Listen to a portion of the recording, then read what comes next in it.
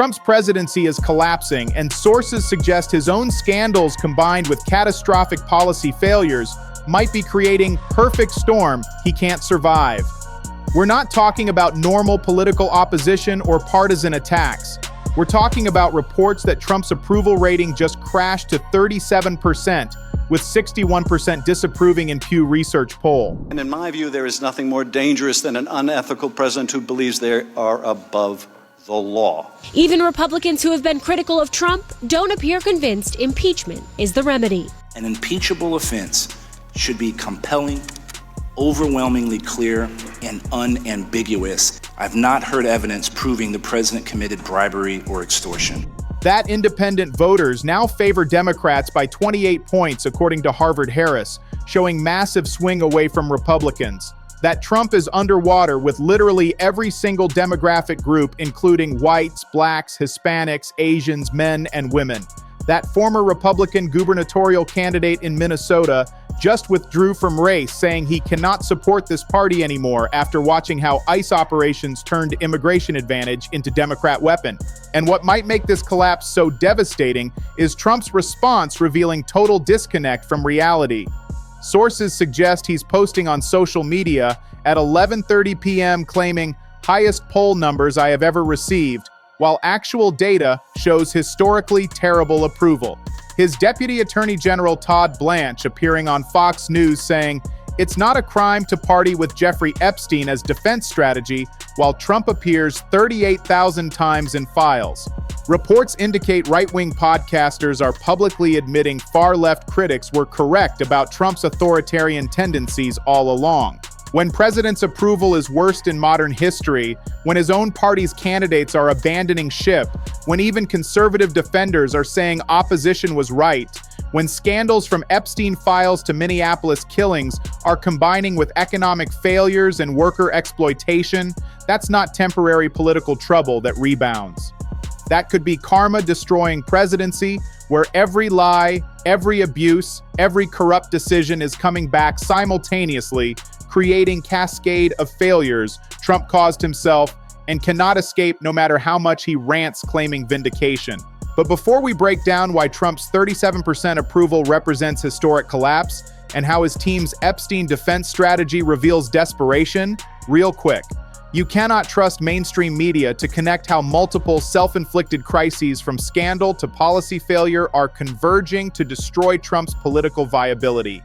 That's why we built John Brown Show to bring you real stories, real context, and no corporate spin.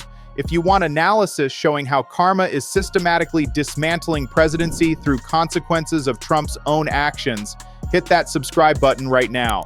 All right, let's understand what's actually happening and why sources suggest this represents turning point where Trump loses even people who wanted to support him. Because look at combination of factors. Pew Research polling shows 37% approval, 61% disapproval. Reports indicate that's not just bad, that's catastrophically bad for any president. When you examine demographic breakdown, disaster becomes clearer.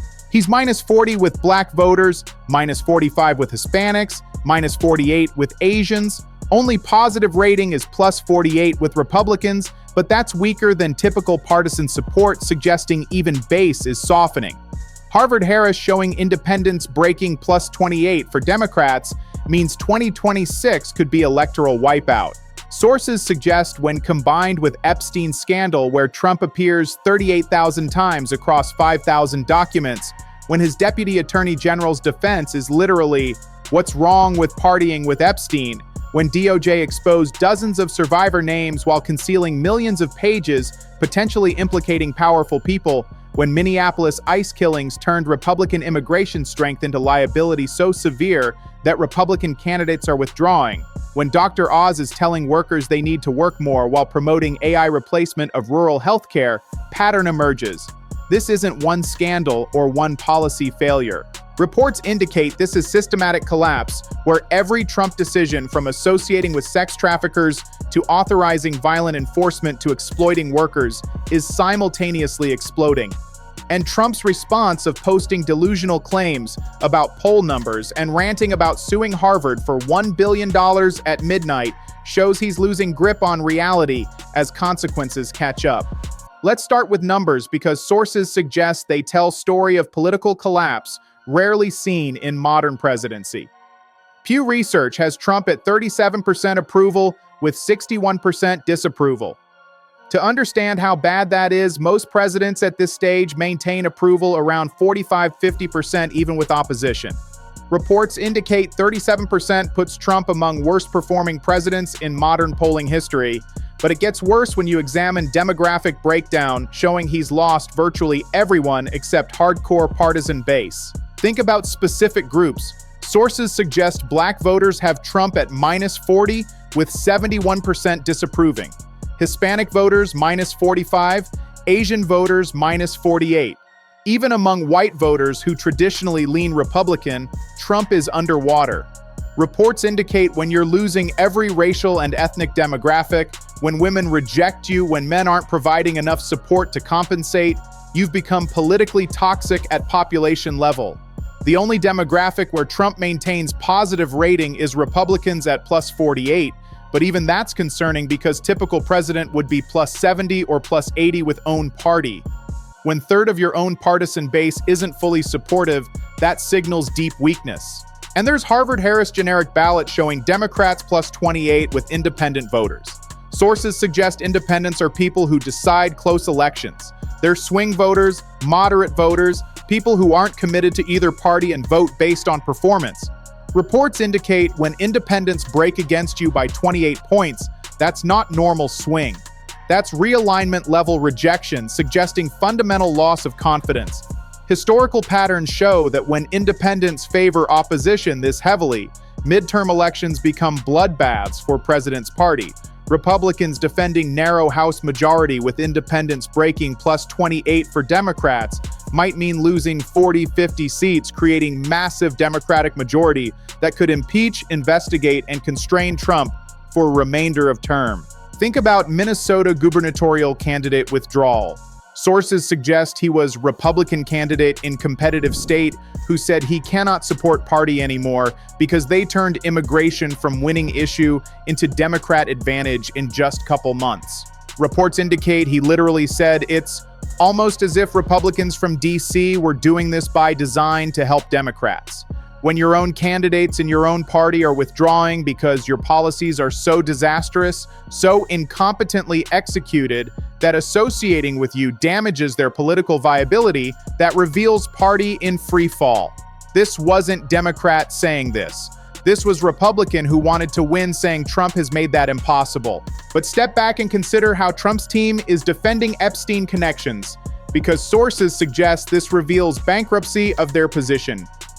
Todd Blanche is Trump's former personal criminal defense attorney, who's now Deputy Attorney General, essentially number 2 at Department of Justice. He appeared on Fox News to defend Trump, and his strategy was saying, "It is not a crime to party with Mr. Epstein." Reports indicate he repeated this phrase multiple times, like mantra, hoping repetition would normalize it. It's not a crime to party with Epstein. It's not a crime to email with Epstein. Some of these men may have done horrible things, but it isn't a crime to party with Mr. Epstein. Think about what this defense reveals. Sources suggest they cannot deny Trump appears 38,000 times across 5,000 documents in Epstein files.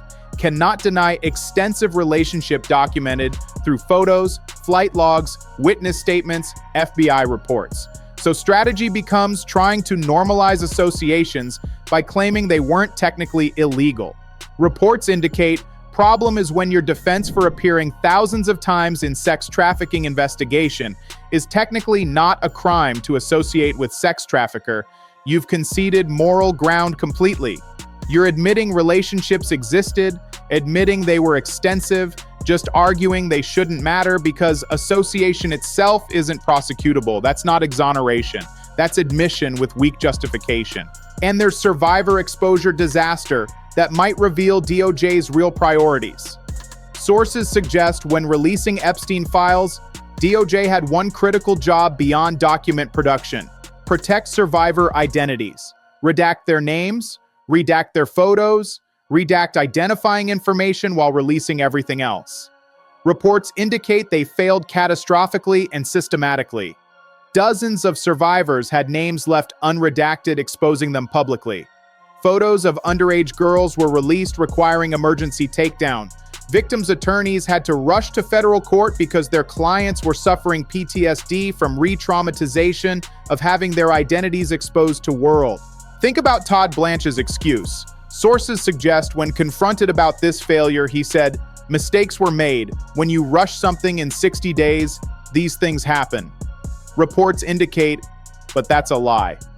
Trump administration has had thousands of lawyers working on Epstein files since February 2025, according to their own public statements. That's not 60 days. That's full year of preparation with massive resources that still resulted in protecting powerful men's identities while exposing vulnerable victims. When you have year and thousands of lawyers and you fail at basic task of protecting survivors while successfully concealing 3 million documents that might implicate people in power, that reveals your priorities were never about justice or transparency, but about damage control for connected individuals. Share this video with everyone you know because there's what Trump himself posted. Sources suggest at 11:30 p.m. his time, Trump was ranting on social media saying, "Not only wasn't I friendly with Epstein, but based upon information just released, Epstein conspired to damage my presidency." Reports indicate he's literally claiming to be victim of Epstein conspiracy while appearing 38,000 times in files. That's not just false, that's delusional. Documentary evidence proves Trump and Epstein were friends. They flew on each other's planes repeatedly, attended parties together constantly, were photographed together extensively. Mar-a-Lago was location where Virginia Giuffre testified she was sex trafficked as underage girl. Girls from Mar-a-Lago went to Epstein's Palm Beach residence. When your response to documented evidence of extensive relationship is claiming other person conspired against you, that might reveal, truth is indefensible, so you're creating alternative reality, hoping people believe your version instead of evidence. But let's examine what Dr. Oz revealed about administration's actual priorities, because sources suggest this shows contempt for working Americans. Oz appeared on media saying, if we could get average American to work year earlier, straight out of high school, or work year later by not retiring, or work better during lifetime because they're healthier, it would generate $3 trillion removing national debt. Reports indicate, think about what he's actually saying. Solution to economic problems isn't paying workers with dignity, isn't ensuring jobs provide decent living, isn't addressing that people already work multiple jobs and still can't afford homes.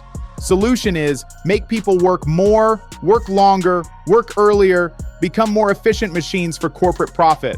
Think about implications. Sources suggest Oz wants high school graduates entering workforce immediately rather than pursuing higher education that might improve their lifetime earnings and opportunities. Wants elderly Americans delaying retirement working additional years even though they might be exhausted and deserve rest. Reports indicate wants Americans to be healthier, primarily so they can be more productive workers, generating more tax revenue for government.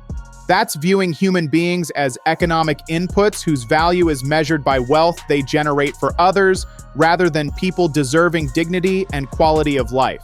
When your economic vision is making people work more rather than making work pay better, when you see workers' purpose as tax generation, that reveals fundamental contempt for working class you claim to represent. And there's Oz on rural healthcare that might be even more revealing. Sources suggest he said AI-based avatars are best way to help rural communities. That agentic AI should replace doctors, nurses, and medical staff doing patient intake and diagnosis. Reports indicate he's explicitly arguing rural Americans will be better off getting healthcare from computer bots rather than human medical professionals. That's telling people in underserved communities that already struggle with healthcare access that they don't deserve actual doctors. That AI replacement is good enough for them, while wealthy urban areas maintain human care. When you're promoting AI replacing healthcare workers in areas that desperately need more human providers, when you frame this as improvement rather than cost-cutting that harms patients, that might show you view certain populations as not worth proper investment. Share this with everyone because there's right-wing podcasters' admission that might be most damaging. Sources suggest Andrew Schultz is podcaster who generally defended Trump or gave him benefit of doubt. He said Minneapolis ICE response was breaking point for him. Reports indicate he said, "I didn't think what's happening right now with ICE could happen in America. I genuinely did not think that was possible. I thought our institutions, I thought the Constitution would hold up." Then he said something devastating. They have just made the most far-left critiques of the Trump administration. Their reaction has just justified all of them. That's right-wing commentator admitting that critics who warned about authoritarian tendencies, about willingness to use violence against citizens, about contempt for constitutional limits, were correct all along. When people who wanted to support you are publicly admitting opposition was right about everything, when they're saying your response to single situation justified every criticism ever made, that reveals you've lost even sympathetic observers who can't deny what they're seeing anymore. So here's what collapse reveals. Pew Research shows Trump at 37% approval with 61% disapproval, representing historically terrible numbers for modern president at this stage. He's underwater with every single demographic group, including Black voters at -40, Hispanic voters -45, Asian voters -48. Harvard-Harris poll shows independent voters favor Democrats by +28 on generic ballot, predicting potential electoral wipeout in 2026 midterms. Former Republican gubernatorial candidate in Minnesota withdrew from race, saying he cannot support party anymore after ICE operations turned immigration advantage into Democrat weapon in couple months. Trump appears 38,000 times across 5,000 documents and Epstein files, with Deputy Attorney General Todd Blanche defending by saying, "It's not a crime to party with Jeffrey Epstein," revealing bankruptcy of their position. DOJ exposed dozens of survivor names and photos of underage girls, while concealing 3 million documents showing priorities. We're protecting powerful people, not victims, despite having years and thousands of lawyers. Dr. Oz told workers they need to work earlier, longer, and better, while promoting AI replacement of rural healthcare workers, revealing contempt for working Americans. Right-wing podcaster Andrew Schultz admitted Trump administration's response to Minneapolis justified every far-left critique about authoritarian tendencies. Trump responding to all this by posting at 11:30 p.m. claiming, "Highest poll numbers I have ever received," while data shows 37% approval and ranting about suing Harvard for $1 billion. Sources suggest when president's approval is worst in modern history, when independent voters swing massively against his party, when his own party's candidates withdraw, when conservative defenders admit critics were right all along, when multiple scandals from Epstein to Minneapolis combine with worker exploitation and policy disasters. That's not temporary political trouble that rebounds. That could be karma systematically destroying presidency, where every corrupt decision, every lie, every abuse of power is simultaneously exploding, creating cascade. Trump caused himself and cannot escape regardless of how much he claims vindication, while losing everyone except shrinking partisan base that might not be enough to save him in 2026. Stay tuned.